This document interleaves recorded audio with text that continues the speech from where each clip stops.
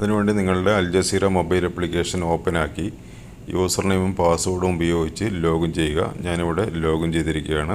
Application open ആയി കഴിയുമ്പോൾ home page ഈ രീതിയിലായിരിക്കും കാണാൻ സാധിക്കുക.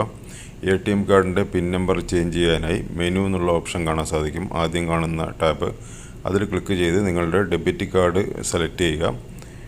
അത് സെലക്ട് ചെയ്ത് കഴിയുമ്പോൾ ഇവിടെ നിങ്ങൾക്ക് കാണാൻ സാധിക്കും സെറ്റ് കാർഡ് പിൻ എന്നൊരു ഓപ്ഷൻ.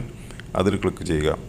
അപ്പോൾ നിങ്ങൾക്ക് ഇതുപോലെ ഒരു പേജ് ഓപ്പൺ ആയി വരും. ഇവിടെ ഏറ്റവും മുകളിലെ ഡെബിറ്റ് കാർഡിൻ്റെ ഒരു ഭാഗം കാണാം. അതിൽ ക്ലിക്ക് ചെയ്യുമ്പോൾ നിങ്ങളുടെ ഡെബിറ്റ് കാർഡിൻ്റെ നമ്പർ കാണാൻ സാധിക്കും. അത് സെലക്ട് ചെയ്ത് കൊടുക്കുക.